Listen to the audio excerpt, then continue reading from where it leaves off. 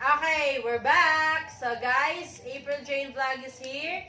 So tapos na natin siya i-unbox, yung reset natin. So ipapakita namin sa inyo kung paano namin i-assemble yung drum set today. So naka-arrange na siya kung ano yung mga gagamitin niya. So each drum set, maliban lang sa snare drums, is meron siyang mga rings. So, doble yung rings niya sa likod at saka sa harap, as you see. So, ayan, yung 4 na drum set at eto yung bass natin. So, eto yung ring ng bass natin.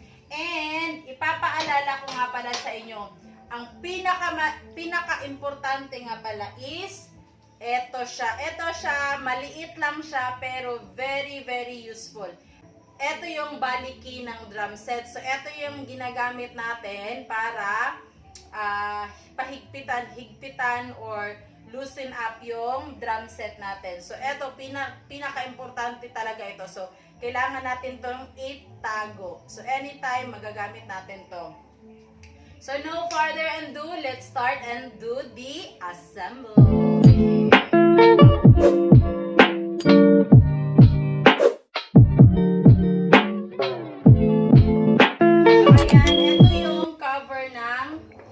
Malaking drum set natin. So, dalawa siya. Ito yung sa harap at ito yung naman yung sa likod. So, set aside muna natin siya ito dito. Ayan. And meron siyang dalawang ring. So, ayan. Dalawang ring para yan sa ano natin. So, ito yung iuuna natin na i-assemble. So, make sure ito yung tatak niya. Ito yung brand name niya. So, ibig sabihin, dito yung harap.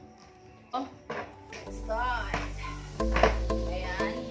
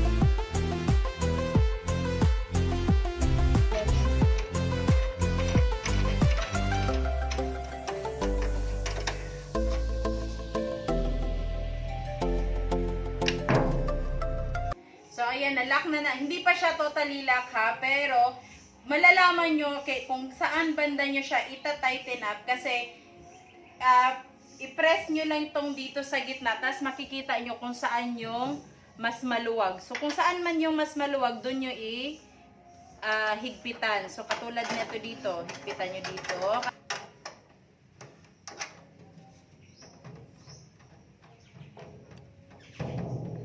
So, ayan, mahigpit na siya, tapos na siya, and punta na tayo sa kabilang banda. Meron na akong nakita na, eto kasi, bass kasi siya. So, para maiwasan natin yung pagkabasag ng tunog niya, at saka yung parang magva-vibrate siya, lalo na pag malakas yung pagkasipa. So, lagyan natin siya ng lumang unan. So, kung meron man kayong mga unan or kumot, unan sa loob, at saka isarado natin siya para hindi siya mag-vibrate.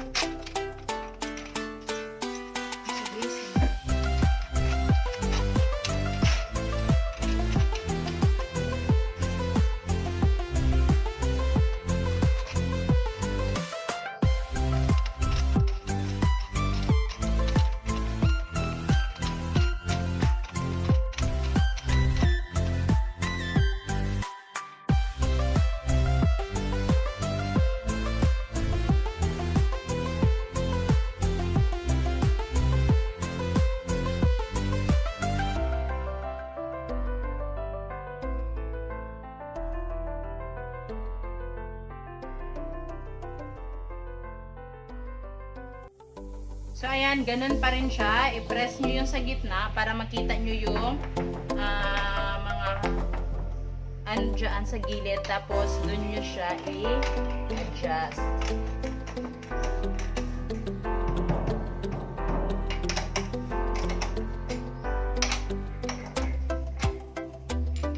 Ayan, tapos na siya. So, ayan, eto na naman yung pangalawang drums natin.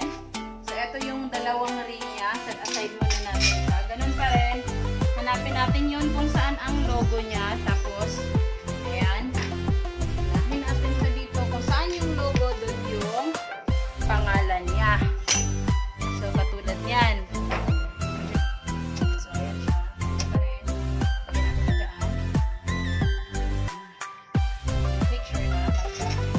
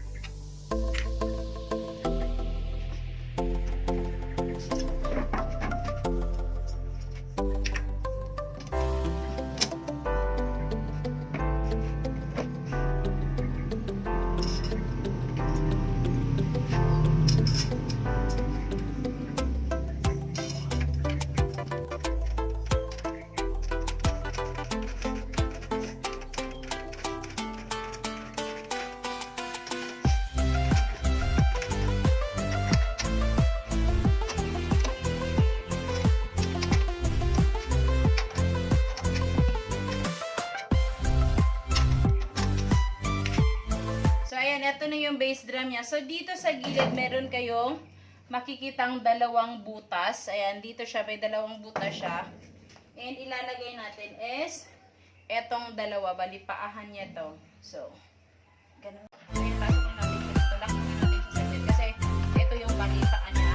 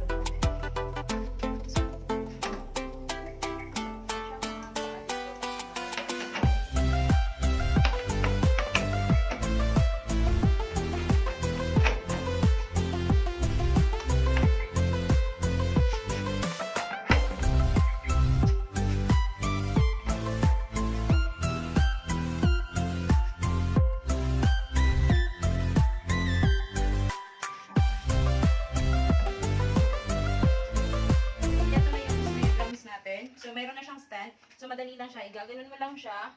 Make sure na parang mag-click siya para hindi siya mahulog. Ayan. So, meron siya. Ayan. Ayan. So, okay na yan. Next natin is yung single siya dito. At, tsaka ito.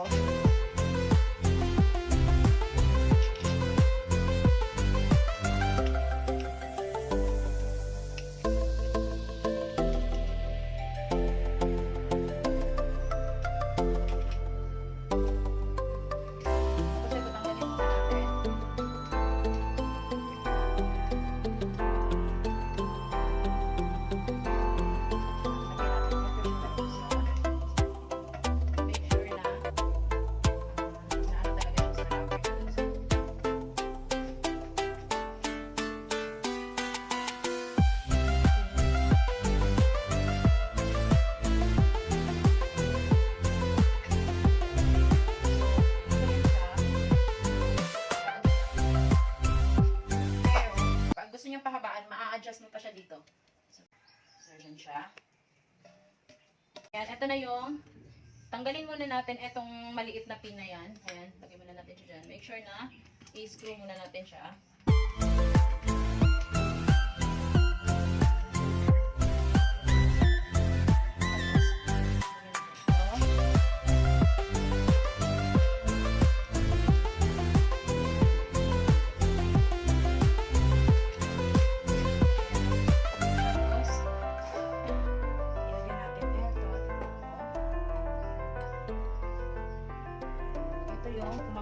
Ayan na siya. So, eto naman, tinanggal ko ito siya dito. Etong dalawa.